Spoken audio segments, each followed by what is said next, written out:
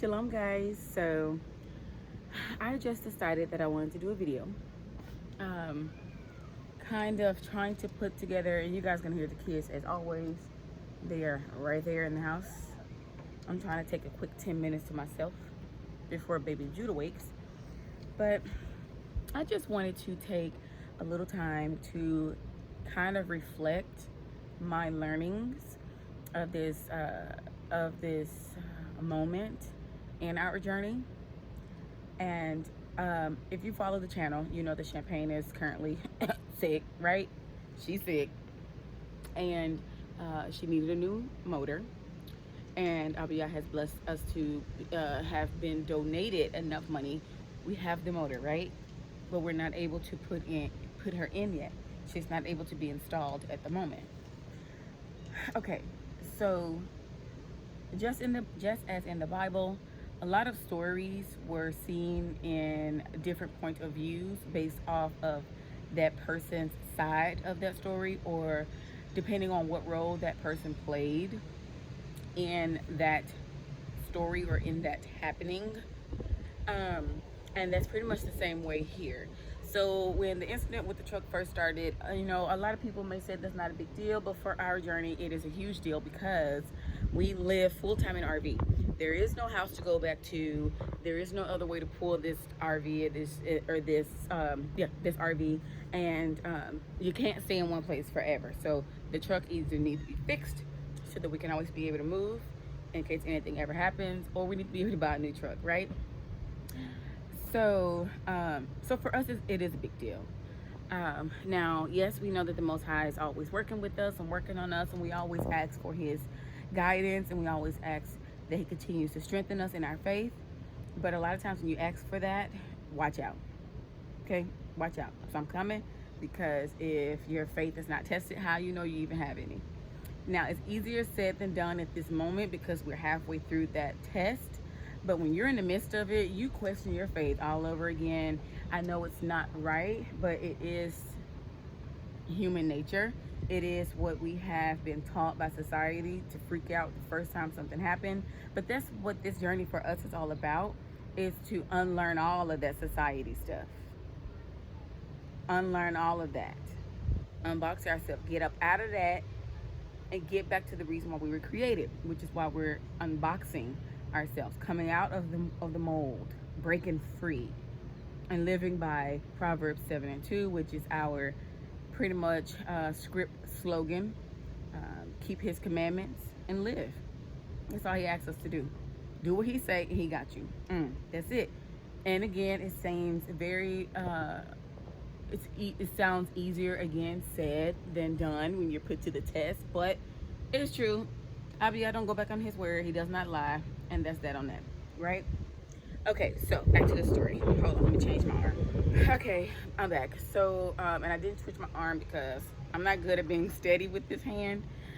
Okay, so when the incident just first happened, my side of the story is, first of all, me and my husband want to pass all our tests. Every time something comes up, we're like, ooh, our antennas come up, we're alert, we're trying to figure out what we're supposed to learn, what we're supposed to do, so that we won't, A, go back through this again, and so that 2 can pass the test.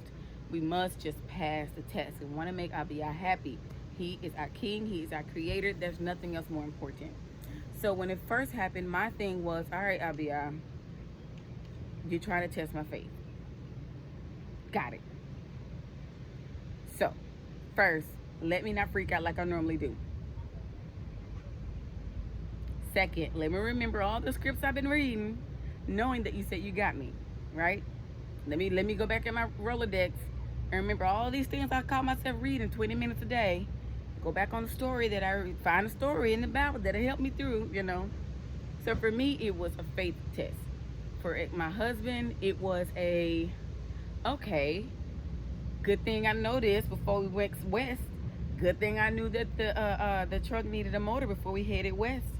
Good thing I now know that the roadside assistance that we have cannot haul our truck. I need to get a better roadside assistance. So that's so nice, Noah.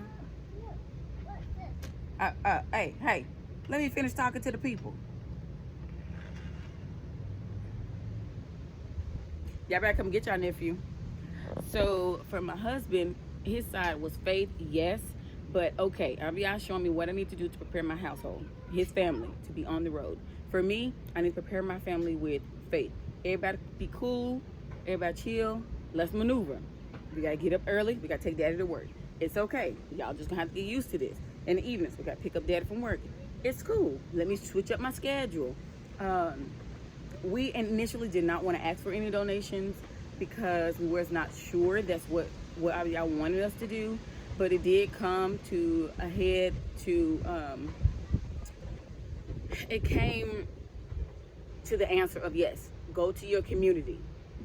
That's what you guys are there for, to help each other, and you make sure you help them when they need it as well. But go to your community and see who can help. Because it's not about the individual people. I wish my arm was longer so you guys can see me. It's not about, who is that now? Princess? Okay, go back in your room and let mommy finish. Shalom. Shalom. Okay. So it wasn't about the individual people, you know, and it was about what Abiyah could do, how Abiyah can pull. Listen, let me tell y'all this. Abiyah is in the moment where he's showing us we all we got, y'all. We all we got, and we can carry each other if we do what our Father tells us to do. Now, sorry about that, guys. So Abiyah is showing us as a community, we can handle and we can take care of each other. He is our Father. He made us to do so. So we can take care of each other, guys. Everybody, there are so many brilliant people in this walk. We could take care of each other. And but it showed me, first of all, community. It also showed me, Amber, take your pride and sit on it. I don't want to ask nobody for money. I'm supposed to have it together. We're supposed to be saving. We're supposed to be making more money than this. Why is this always happening to us? And when you're done, what you gonna do? Are you gonna put yourself out there and ask your people like I told you to? Asking for donations is not easy, and especially for my husband. You know how men are, right? But we did it, and it worked. We did it, and it worked. Second part of this whole story is now we have the motor, right? But now we don't have enough money to get it installed, and that's okay. It was between finding the right amount and then the right time frame to get it done. None of it matched up, and me and my husband did not have a comfortable feeling in our spirit, in our ruach, that the shops that we've chosen so far were the ones to go with. We both did feel that there is a guy that was recommended by an actual close friend that can do it here in Murfreesboro, which is like 10 minutes up the road. But now he can't get to us for 2 weeks. But he is cheaper than what we have been quoted. Now, nobody wants to wait 2 weeks to get their vehicle. But guess what? It's just our second vehicle. It's what moves the RV. We have been blessed to have paid this spot up for 2 months, right? And we do have, guys, have you guys met Stinky Lincoln? Stanky Lincoln, I'm sorry. That is Stanky Lincoln. She is called that because she is a hot mess on the inside. She is busted and banged up on the outside. But she has never put us on the side of the road. She has never broke down. Oh, she has once. That's on the way to Gatlinburg, Branson. But that was like 3-4 years ago. She has been doing us perfectly well. And we are blessed to have her. We don't have no car note with her. She's stanky on the inside because my husband used her as a work truck before. But we are so happy to have her. And so we would rather wait 2 weeks and go with the one that our spirit both agrees on than to go with something because we're rushing. So that brings me to the point of, okay, feeling like we're being denied what we want, which is we want this truck fixed now. Why can't we get the truck fixed now? We want to move to another RV park. We're ready now. I know we said we got planned for June 13th to head west or whatever, but we want to go to somewhere locally now, right? No, Abiyah said it's not time. So for now, I want you to Leave the truck alone, turn your focus. The money's gonna come. Do you trust me? The money's gonna come. Do you trust me? Haven't I not showed you? I've shown you more than once that I got you. Leave the truck alone for 2 weeks. Put your mind back on your home front. Spending time giving the kids a little longer bath, giving them pedicures and massages, and taking them to get one toy, and doing a fun story or game time with them, or let's make pizzas tonight, or, you know, honey, let's go on a brunch date with the kids this weekend, or let's do something else in the house. Let's change our focus on each other. And that's exactly what we did. In turn, I always ask, did I do the right thing? I need a sign. I need a sign. That's my thing. I know he probably tired of me asking for a sign. But I always ask him, give me a sign. I need a sign. Tell me, did I do good? Did I do good? You proud of me, Father? Did I do good? Did I make you proud? That's what I always want to know, you know, when it comes to him. We was on Target today. Just out, about. We took our baths. We put our unboxed shirts on to remind ourselves our mission and our journey. And we took Stanky Lanky through the car wash. You can't tell, but she got wet today. She got a little soap on her. And we vacuumed her out and we went to Target, right? Went to Target just to walk around. And we like Target. I like Target, so they have to like Target because they're with me all day, right? So I was like, let me go get Starbucks. Let me get a coffee, iced coffee, just because, and I'll get y'all some.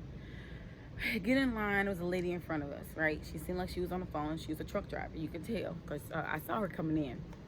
Long story short, she was like, whatever this lady wants, put her on my ticket. Here go that pride thing again. Ma'am, I got it. It's okay, ma'am. Ma'am, I got it. Thank you, though. No, ma'am.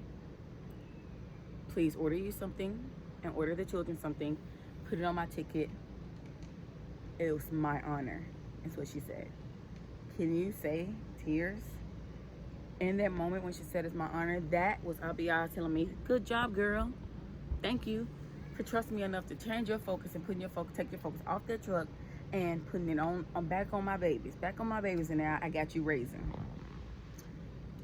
And she said it like 3 times. It's my honor. You guys are beautiful. You guys are a light. And I try my best not to take it like in my head. You know, I try to always stay humble, because that moment you come out of that humbleness, you better wait for that punch back, right? I was like, thank you so much, ma'am. Thank you so much, ma'am. And then the guy was like, let me get the kids some popcorn. A worker just gave them free popcorn. That was just pretty much Abiyah's way to me saying, you got it, girl, you're doing good. So I want to, okay, third part, real quick. So the third part of this story is this, what happened to the truck, wasn't really just about me and Xavier. It wasn't just about me and my baby and our family. It was, we were just used for other people. I've learned. We have gotten over 30 messages about this testimony that we're currently going through that is not even complete, about what people were asking Abiyah for signs for, and he showed them through our trial, right? One sis was just telling me how she was asking Abiyah how can she help her people. She want to help her people. She want to help her people. Yeah, she give back, she do all this, but what can she do to help? She want to do something else. And Abiyah showed her us, and she helped us out. And she was like, thank you, Abiyah, for giving me somebody to help. I had another sister that was just going through something with her faith, and we helped her with that. Not we ain't do nothing, because I'm still up here struggling half the time. I crack myself up, but it helped her through. And another brother was telling us, Ak was saying how y'all just hold on, y'all doing good right now. Y'all let Abiyah use you. Let him test you. This ain't bad. It's all good. Y'all alright. Here go your $40, but y'all alright. This is a open book test. Right now, you have your Bible to go back and find the scripts that you need to get you through this. But check it, is what he said. There's going to be a time that you ain't going to have your book to run to. Get this in your heart and in your head. Because one day you're going to have a closed book test. Why you put that out there like that? But it is true. Right? So I say all of this to say, when something happens to you, it's not always about you. A lot of times Abiyah use us for the great of the people. 2, trust him. You ain't got no other choice. If you try to go your own way, you gonna mess them up. Don't do it. Number 3, his timing is perfect. Just in Jasher, when Moses was put to help the Cush people get back into their land, but they couldn't because serpents were surrounded. I'm really reaching for this story here, y'all. I'm gonna put it in the description box below. But there was snakes, serpents all around the town. They couldn't get through. Moses told them to go and get storks, baby storks, and raise them. No one understand why you gotta raise these dang on birds for? What is getting our house? We need to get back in our town. Our wife, ignore him. Our wife and our children are over there. We need to get back in the city. Come to find out, I'm not doing this. Hold on, I'll be back. I'm back. So come to find out, Moses Abiyah had a reason. Those storks that they was raising all that time from babies all the way up was the storks that went over, killed all the snakes. So, I'm sorry, my phone died, guys, but I'm back. So I just want to be sure to encourage you, keep reading your word, okay? You have to know your word for yourself. All of those stories, all of those laws is going to get you through this part of your life, this physical part, right? To even make it to the spiritual part, gotta have it. Secondly, like I was saying, everything you go through is not always because of you. So that part. And I do want to take some time to explain why we say unbox and why our slogan script is Proverbs 7:2. Proverbs 7:2 pretty much says, keep his commandments and live.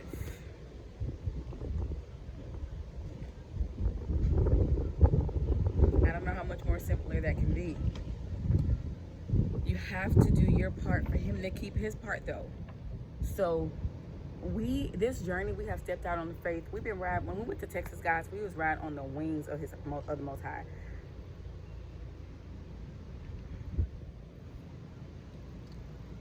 That's all I can say. Riding on the wings, just out here floating. You hear me? And the moment we was like, thought we was gonna faint. Whew, he give you that air. Keep pushing, my child. But the only reason why we're comfortable floating through this life is because we do have order with his laws. So everything else is up to him. We do that part. So we do our part, keep his promises. My father said, if I keep his commandments, I can live. And we trying to live. We trying to enjoy ourselves. But we're also trying to show his people what following his commandments can do for you. And coming outside the box is coming outside of what society says you need to make it. And what society's idea of making it is. You can have anything that you want that's in the lines of Torah, and Abiyah will give it to you. If it's in his will, if you follow his laws. Your best life is on the other side of following Torah. Unbox yourself so you can finally live a life that you've always wanted. Shalom.